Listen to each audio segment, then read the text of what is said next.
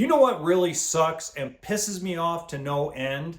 The RV industry, including manufacturers, factories, OEMs, suppliers, dealers, service people. Doesn't matter what type either. It can be travel trailers, toy haulers, fifth wheels, motorhomes.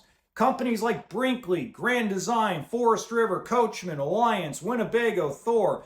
You name a company, you name a type of RV, you name a dealership, a manufacturer, they don't give a damn about the environment. Don't give two shits.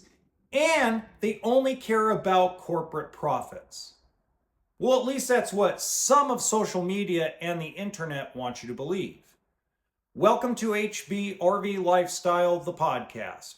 I'm the host, John Levingston, aka the Honey Badger, here to give it to you straight and transparent about the RV business, as well as some other things.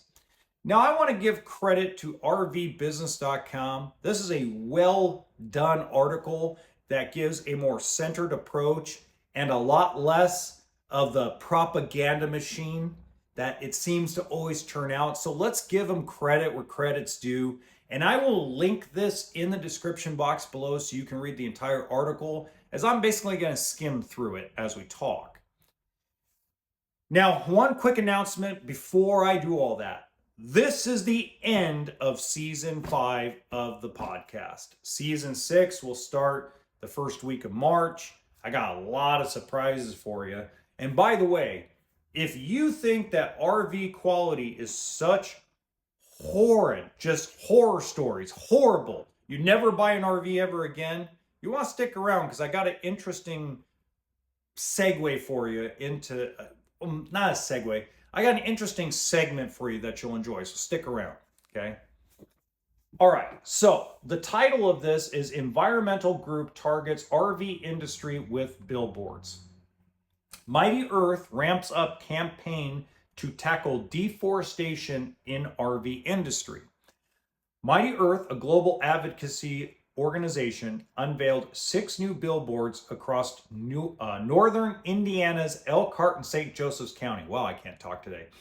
As part of its ongoing campaign targeting leading RV manufacturers, according to a release.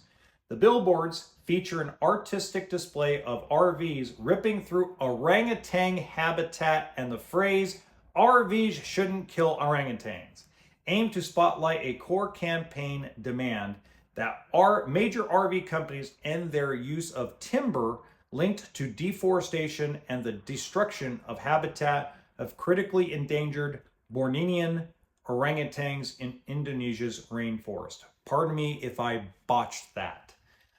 Didn't mean to. Now I'll let you read through the rest, okay? It basically is telling you that there's a commonly known type of wood called Meranti that's been used in the industry since the 1970s.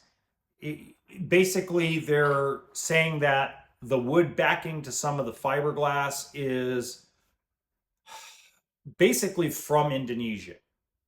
Okay. Now, I'm not an expert at this, all right? But what I will say, especially today, I was on the phone for not a whole long time, but a little while with an actual high-ranking official or high-ranking executive at an RV manufacturer. No, I'm not going to tell you who it is.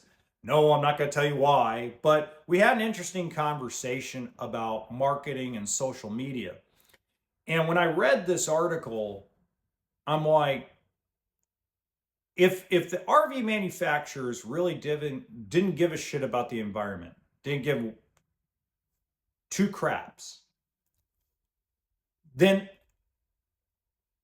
why would they continue to try to evolve green energy or alternative energy if you're Billy Bob Thornton, right?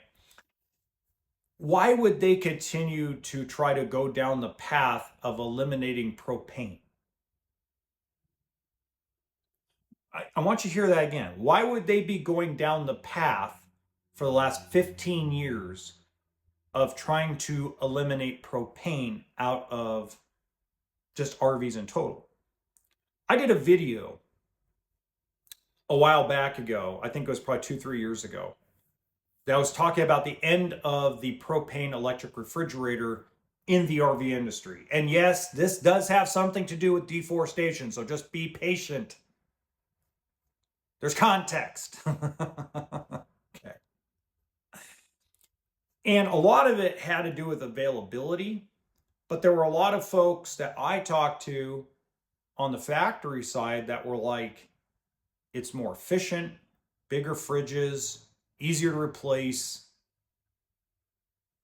What it took to keep those propane electric refrigerators going, replacing them when they go bad, because eventually the core goes bad, not a good thing.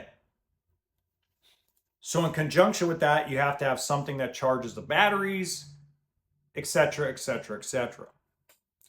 If these folks were that interested in eliminating this type of timber used in fiberglass work or the construction of the actual travel trailers or fifth wheels or motorhomes or cabinetry, etc., etc., do you know that a guy like Nate Goldenberg or Doug Gettard or God, Bob Martin, Bill Martin, the Brady boys over at Alliance, Pablo at Genesis Supreme, do you know if they all knew about this? That every one of them would look at it not only as something that would be pro-environmental, but do you know what kind of marketing strategy that would be? Think about that. Let's say it cost them an extra $500 in material. $500 per unit. Just as an example. I don't know what the real number is, but let's just say that. It's $500 of marketing saying, hey, our travel trailer is Indonesian timber free. We are not going to be a part of putting an endangered species out of existence.